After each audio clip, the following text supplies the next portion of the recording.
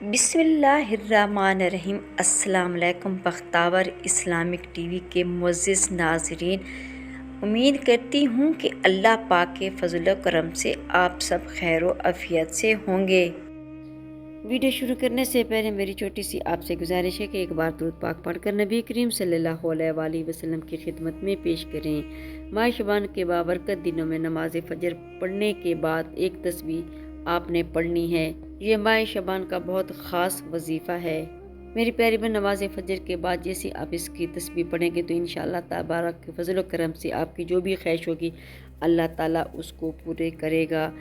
جو میری بہن بھائی شدید پریشانی میں مبتلا ہیں تو انشاءاللہ اس کی تمام پریشانیاں ختم ہو جائیں گی۔ میری بہن، جو میں وظیفہ آپ کو بتانے لگی ہوں اس کو نماز فجر کے بعد فوراً کر لیں۔ اللہ پاک کا ایسا کرم ہوگا کہ آپ کی عقل بھی حیران رہ جائے گی۔ اچانک دولت کا طوفان آ جائے گا، وہ کہاں سے آگا؟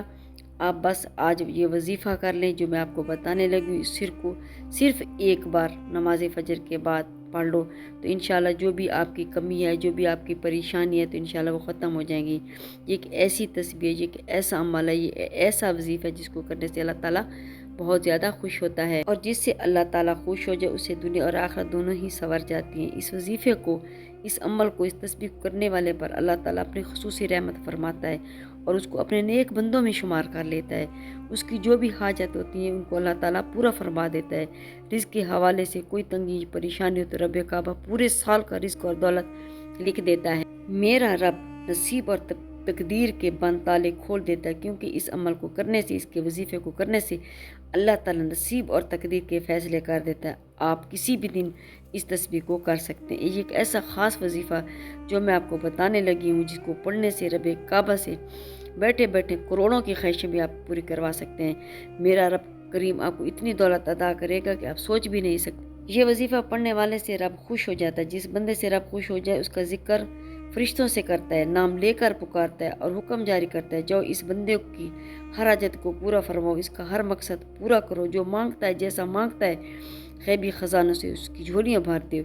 اللہ والو، اب رب کی ذات جب دینے کو تیار ہے تو تم لینے سے کیوں انکاری ہو؟ جو بھی بندہ ہے ماہ شعبان کے اندر اس تسبیح کو پڑھ لیتا ہے، اگر وہ محلے کا سب سے غریب ہی آدمی کیوں نہ ہو، اللہ تبارک اس کو محلے کا امیر ترین آدمی بنا دیتا ہے اور اللہ تعالیٰ اس سے بہت زیادہ خوش ہوتا ہے۔ لوگوں میں اس کی عزت بڑھ جاتی ہے، ہر بندہ اس سے محبت کے ساتھ ملتا ہے۔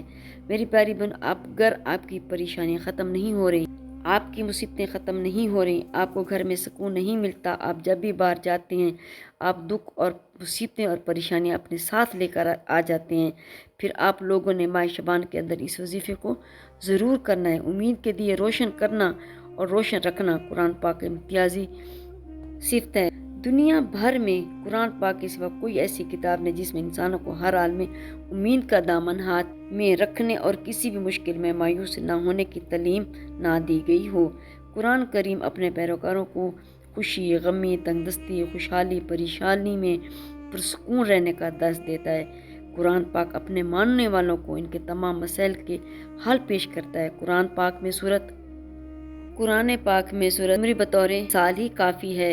اللہ تعالیٰ نے اس آیت کریمہ میں انسانوں کے سامنے رحم دلی، شادمانی اور امید کے تمام دروازے کھول دیے ہیں۔ ارشاد باری تعالیٰ، اے نبی کہہ دو، اے میرے بندو، جنہوں نے اپنے اوپر زیادتی کی وہ اللہ کی رحمت سے مایوس نہ ہو، یقیناً اللہ تعالیٰ اس کے سارے گناہ معاف کر دیتا ہے، وہ بہت زیادہ مغفرت کرنے والا اور مہربان ہے۔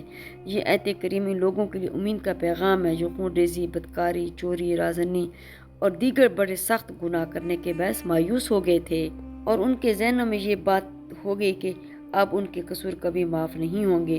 اللہ تعالیٰ ان سے کہہ رہا ہے کہ تم لوگ اللہ کی رحمت سے مایوس نہ ہو۔ اگر تم سب کچھ کھو دینے کے باوجود اپنے کیے پر نادم ہو جاؤ اور اپنے رب کے تابعدار بن جاؤ تو سارے قصور معاف ہو جائیں گے۔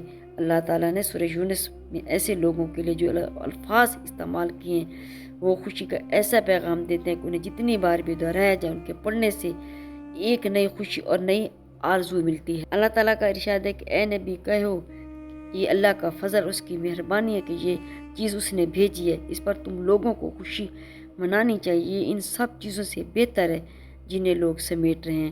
قرآن پاک انسان کو ہمت، طاقت، حوصلہ اور امید دینے والی آیتوں سے بھرا پڑا ہے۔ ایسی آیتوں کی تلاوت رنج و غم کے احساسات کو مٹا دیتی ہے۔ ایسی آیتیں کی تلاوت سے مسائل حل ہو جاتے ہیں، ان آیتوں سے سارے غم بھلا دیے جاتے ہیں۔ سورۃ بقرہ میں اللہ تعالیٰ اہل ایمان کی خصوصیات بیان کرتا ہے کہ ان پر کوئی مصیبت پڑتی تو کہتے ہیں کہ ہم اللہ ہی کے ہیں اور اللہ ہی کی طرف سے ہمیں پلٹ کر جانا ہے۔ انہیں خوشخبری دو، ان پر ان کے رب کی طرف سے بڑی عنایتیں ہوں گی، اللہ کی رحمت ان پر سایہ کرے گی۔ پر امید رہنے کے جو فوائد مختلف جہیزوں سے سامنے ہیں، ان میں سے نمایاں ترین یہ ہے: پر امید رہنے سے امراض کو روکنے والا نظام مضبوط ہوتا ہے اور امید میں انسان مناسب فیصلے کرتا ہے اور مشکل حالات کا مقابلہ اچھی طرح سے کر لیتا ہے۔ ایسا انسان ہر دل عزیز ہوتا ہے اور امید سماجی تعلقات میں زیادہ لچکدار ہوتی ہے اور ملنے جلنے والوں کے ساتھ آسانی سے گل مل جاتا ہے اور امید ہی سے خوشی ملتی ہے۔ گھر، دفتر اور سماج وغیرہ میں ہر جگہ یہ نعمت سائے کی طرح انسان کے ساتھ لگی رہتی ہے اور امید سے دماغ کو آرام ملتا ہے۔ پر امید ہونا ایمان کا حصہ ہے۔ مومن رب کی رحمت سوچ کر خوش رہتا ہے، مایوس انسان ناقص الایمان ہوتا ہے، ہر وقت منفی سوچ کے باعث مشکل میں پڑا رہتا ہے۔ سیدنا یعقوب علیہ السلام کا واقعہ یاد کیجیے کہ وہ ایک بیٹے کو درندوں کے ہاتھوں ہلاک کی کہانی سنی اور دوسرے بیٹے پر چوری کی واردات میں قید ہونے جانے کا دعویٰ اس میں سننے کے باوجود بھی مایوس نہیں ہوئے۔ پیغمبر اسلام پر امید رہنا پسند کیا کرتے تھے۔ پیغمبر اسلام حضرت محمد صلی اللہ علیہ وسلم ہمیشہ پر امید رہتے تھے اور ہمیشہ نوید سنانے کا اہتمام کیا کرتے تھے۔ اپنے ساتھیوں کو اگر مگر کے چکر میں پڑنے سے روکتے اور فرماتے کہ اگر مگر سے شیطان کے در کھولتا ہے۔ نبی کریم صلی اللہ علیہ وسلم اپنے صحابہ کو یہ درس دیتے تھے کہ جب تمہارے سامنے کوئی نامناسب واقعہ ہو جائے تو یہ کہا کرو تقدیر یہی تھی، اللہ کی مشیت یہی تھی، اس نے جو چاہ کیا، اس لیے ہمیں بھی ہمیشہ پر امید رہنا چاہیے اور مایوس نہیں ہونا چاہیے۔ حالات چاہے جیسے جتنے بھی مشکل ہوں، اللہ پر بھروسہ رکھنا چاہیے اور اس سے اچھے کی امید رکھنی چاہیے۔ انشاءاللہ اللہ تعالیٰ آپ کو ضرور عطا کرے گا اور آپ کے تمام مسائل بھی حل کر دے گا۔ زندگی کے سفر میں کبھی ایسے موڑ بھی آتے ہیں جہاں انسان امید اور نا امید کے دورے پر آ کر کھڑا ہوتا ہے۔ امید اور نا امیدی کا دورہ جہاں ایک ہستی کے ہونے کا احساس اور یقین ہوتا ہے، جس کے پاس ان کی طاقت ہے، جس کا ایک اشارہ انہونی کو ہونی میں تبدیل کر دیتا ہے۔ امید اللہ کا یقین، نا امیدی اللہ کا انکار ہے، اس لیے نا امیدی کفر کہا گیا ہے۔ حضرت یعقوب علیہ السلام نے اپنے بیٹوں کو حضرت یوسف علیہ السلام کی تلاش میں روانہ کرتے وقت فرمایا تھا، خدا کی رحمت سے نا امید نہ ہونا، خدا کی رحمت سے صرف کافر ہی نا امید ہوتے ہیں۔ سورۃ یوسف آیت نمبر 87 کی طرف دیکھ کر امید پیدا ہوتی ہے، دنیا کی طرف دیکھ کر نا امیدی۔ بس امیدی اور نا امیدی کے بیچ میں اللہ ہے، اس کے علاوہ کچھ نہیں۔ میری پیاری بہنوں، آپ یہ وظیفہ ایک بار کیجیے، جس مقصد کو ذہن میں رکھ کر کریں گے، میرا رب اس مقصد کو ایک ہی دن میں پورا فرمائے گا۔ آپ اپنے رب سے مانگنے کا وقت ہے۔ اب رب کی ذات جب خود دینے کو تیار ہے تو پھر کیوں نہ رب سے مانگا جائے۔ اگر میں آپ کہوں کہ یہ تسبیح پڑھنے والا خوش قسمت ہے، یہ تسبیح پڑھنے والا پہاڑ جتنا بھی خزانہ مانگے گا تو ایک دن کے اندر مل جائے گا، تو آئیے جو لوگ اپنے گھر سے بے سکونی بے برکتی کا خاتمہ چاہتے ہیں، گھر کے حالات کو بدلنا چاہتے ہیں، وہ ایک بار یہ وظیفہ لازمی کریں۔ میری پیاری بہنوں، پوری توجہ سے رب سے مانگے، صرف ایک تسبیح پڑھنے، اور یہ تسبیح عرش الہی سے ٹکرا جاتی ہے، تقدیر کے بند تالوں کو کھلوا دیتی ہے۔ یہ تسبیح راستے کی تمام مشکلات، پریشانیوں کو ختم کرتے ہوئے ہر قدم پر کامیابی آپ کا مقدر بنا دیتی ہے۔ آج کے عمل میں آپ نے رب کے صفاتی نام پڑھنے ہیں۔ زیادہ لمبا وظیفہ نہیں ہے، یہ عمل بہت آسان، بس آپ نے کامل یقین کے ساتھ پوری توجہ کے ساتھ اللہ پاک کے صفاتی نام پڑھنے ہیں۔ ان کو پڑھنے کا اور عمل کرنے کا طریقہ میں بتاتی ہوں۔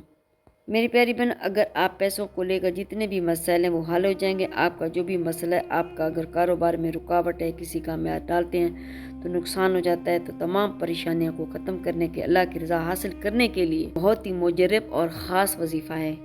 تو سب سے پہلے نماز فجر ادا کریں، جو طریقہ بتا رہی ہوں اسی طریقے سے آپ نے اس عمل کو کرنا ہے۔ اپنی طرف سے آپ کو کسی قسم کی کمی بیشی نہیں کرنی، ورنہ آپ کا وظیفہ اثر نہیں کرے گا۔ سب سے پہلے ایک مرتبہ درود شریف آپ نے پڑھ لینا ہے، کوئی سا بھی پڑھ سکتے ہیں، بہتر یہ ہوگا کہ درود ابراہیمی پڑھ لیں۔ درود ابراہیمی کے بعد آپ نے 3 مرتبہ سورۃ کوثر پڑھنی ہے۔ 3 مرتبہ سورۃ کوثر پڑھنے کے بعد 3 مرتبہ آپ نے سورۃ اخلاص پڑھنی ہے۔ پھر آپ نے تیسرے نمبر 11 مرتبہ یا لطیفہ پڑھنا۔ 11 مرتبہ جب آپ نے یا لطیف پڑھ لینا. پھر آخر میں آپ نے 11 مرتبہ درود پاک پڑھنا ہے. پھر اس کے بعد آپ نے 11 مرتبہ یا ودودو پڑھنا. پھر آپ 11 مرتبہ یا مقتدرو پڑھ لیں. پھر آخر میں اتنا ہی درود پاک پڑھنا جتنا آپ نے پہلی مرتبہ پڑھنا ہے.